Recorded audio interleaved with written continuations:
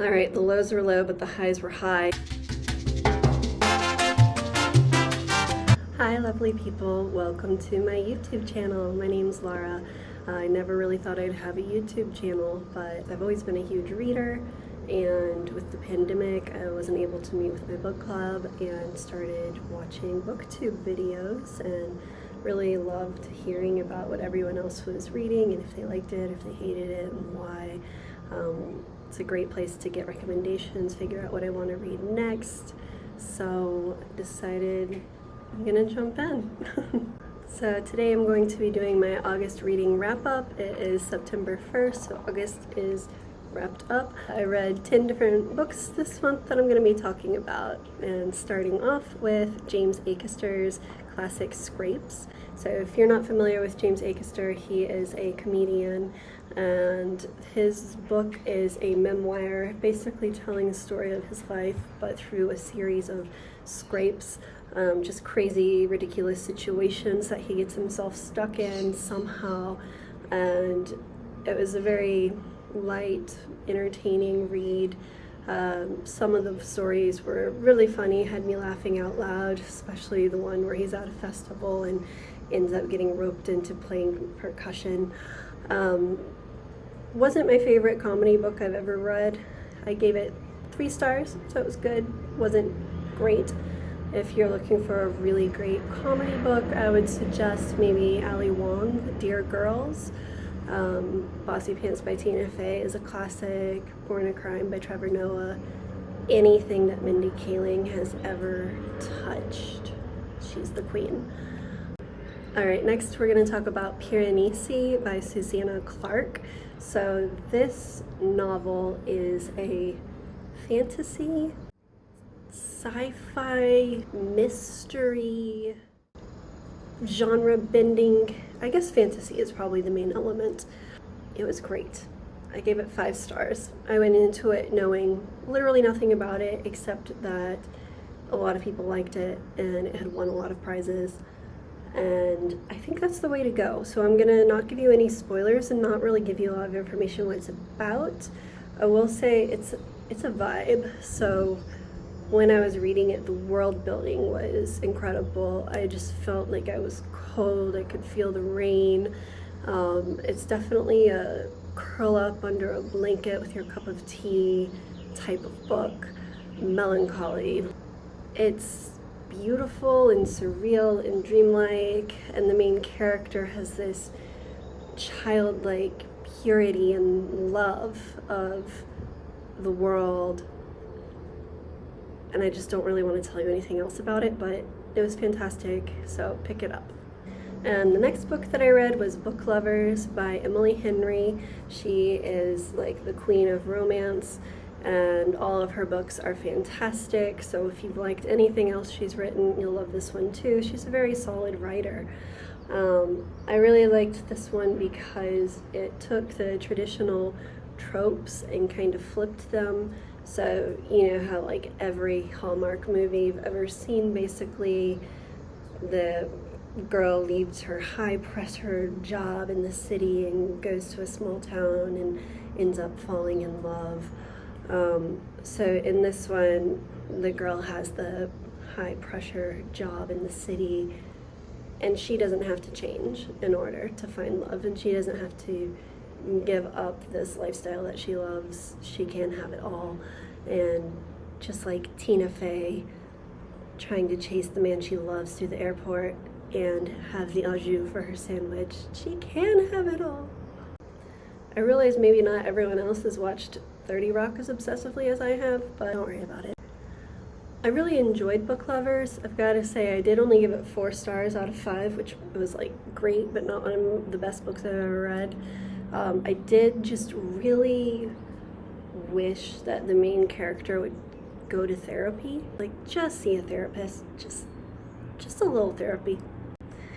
Alright, I'm about to get controversial with this next one. The Paris Bookseller by Kerri, Maher. Did not like this one. So many people have raved about this book. It is a historical fiction. It's about Sylvia Beach, who is a woman who was from the United States, and she moved to Paris, and she opened an English language bookstore in Paris, which is called Shakespeare and Company, and still exists in Paris today. And it tells the story of her opening that store in 1919. This is when Prohibition had started in the United States, and lots of writers were in Europe after World War I, the Lost Generation. So it, to me, felt like fanfic for people that were just kind of like obsessed with that time period. It's a lot of name dropping, Ernest Hemingway and James Joyce, and I felt like all the information that I needed could have been in like a one-page summary. I wasn't connected to the main character, and not a lot happened, but if you like really long, unnecessarily long, boring, dry fiction that reads like nonfiction, maybe this is the book for you. Alright guys, number 5 was Less by Andrew Sean Greer. This book won a Pulitzer Prize. It's about a 49-year-old writer who hasn't been successful in his career recently, and he's a gay man. He's about to turn 50. His ex-lover that he was with for like 12 years is getting married and has invited him to the wedding. He's just feeling like his life is falling apart a little bit, and he feels like he has to go to this wedding, but at the same time there's no way he can go. So he just starts accepting all these invitations that he gets to things all over the world, and just sets off on this world tour. And he's feeling very sorry for himself and just kind of bumbling through all of these ridiculous experiences, and it's really funny. Parts of it were hysterical. He ends up in Germany teaching a class, and he's under the impression that he speaks fluent German, and it explains like why he believes he's fluent in German, and you're like, okay, yeah. And then all these conversations he's having are written in English, but like as translations from what was being said in German, and everything that he's saying is just off enough that it's hysterical. It was good. I gave it 4 stars. It won a Pulitzer Prize, so I think it's worth picking up. Yeah. Alright, next I read The Bean Trees by Barbara Kingsolver. This is a modern classic. It was published in 1988, and it basically follows the story of Taylor Greer, who is a young girl in rural Kentucky, and her main goal in life as she's growing up is to not get pregnant and to get out of her little town. And she accomplishes this and sets out to see the world and start a new life, and ironically pretty much immediately ends up raising someone else's baby. She is a very naive character in the beginning. She doesn't have a lot of understanding of the world. She doesn't have a lot of confidence in herself, and it really just speaks to power of relationships, friends who are family, very accepting in the viewpoint of single mothers and adoption and things like that. It also addresses a lot of like political and human rights issues, especially with illegal immigration, but it's all done from the point of view of this character who doesn't really understand what's going on around her. Also felt a bit like a love letter to Latino people in general. I liked things about it. I felt like it was a bit long. Parts of it were slow. It wasn't my favorite. I gave it 3 stars. It was good, not great. Alright, this next one I read was a bomb. It was The Agathas by Kathleen Glasgow. When I read the synopsis of this, I was so psyched. I was like, this is going to be so fun. This is going to be my jam. It's about some high school girls who are trying to solve a missing person / murder mystery, and they call themselves the Agathas because they're super into Agatha Christie. Sounds so good on the surface, right? So it was a YA mystery novel. It did have a fun plot. It did actually have a really good twist at the end. The writing was appalling. It was so bad. It was so repetitive. The characters were just contradicting themselves constantly, super emotional, just kind of stupid characters. I felt like it was aimed at like 6th to 8th graders maybe, but then at the same time there was content that was not appropriate for 6th to 8th graders. So I'm not sure who this was written for. I feel like it was a great concept, poorly executed. They definitely needed a better editor, or just to be better at writing. All right, the lows were low, but the highs were high, so we're at one of the highs now. The Paris Apartment by Lucy Foley. I loved this book. I gave it 5 stars. It was a mystery thriller.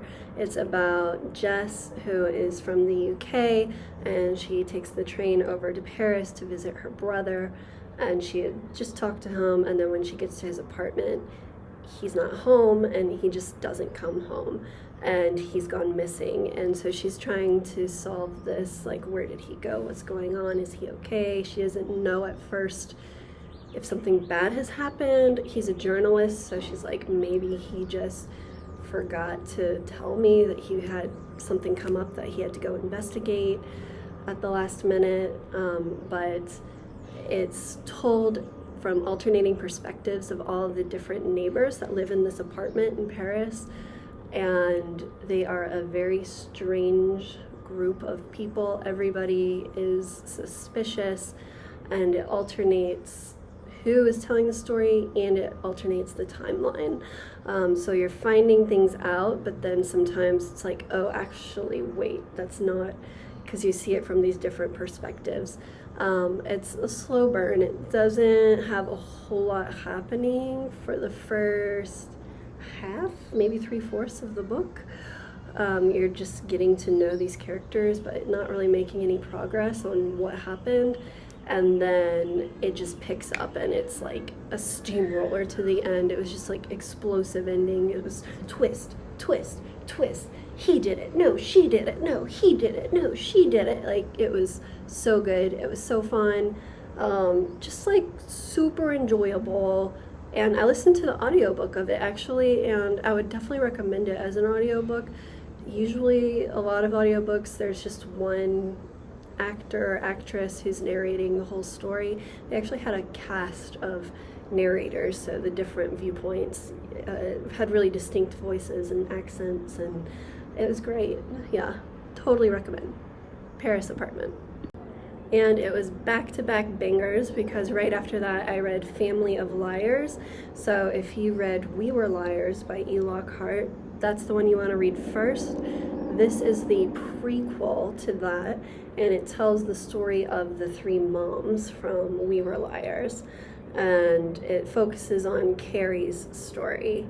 And so she was born in 1970. It's focusing on the 1980s when she's a teenager, and it was just such a fun, light, easy read. You just blow through the pages. Good twists, surprises. The story just sucks you in. Such a good beach read. It takes place on a little private island.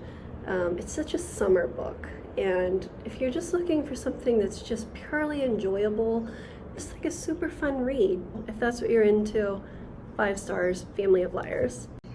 All right, and my last read for this month was The Lady with the Little Dog by Anton Chekhov. So this is actually not a book, it's a short story. He wrote this story at the very end of the 1800s, and if you haven't read any Russian literature, I feel like this is a great place to dive in. It's very accessible. It's only 15 pages long. It reads like it's pretty modern, even though it was written so long ago. It's not hard to understand what's going on. When I first started it, I was immediately like, don't know if we're gonna make it past page 1, because the main character is a massive misogynist who hates women, doesn't respect them at all, but at the same time is unable to stay away from them. He enjoys their company even though he hates them, and through this short story he ends up falling in love with a woman, and it kind of raises this question of what happens to a misogynist when he falls in love with a woman. A question that isn't fully answered, which was kind of his whole thing, was to propose these like moral and philosophical questions and then not give an answer, and people in Russia were kind of like mad about that at the time.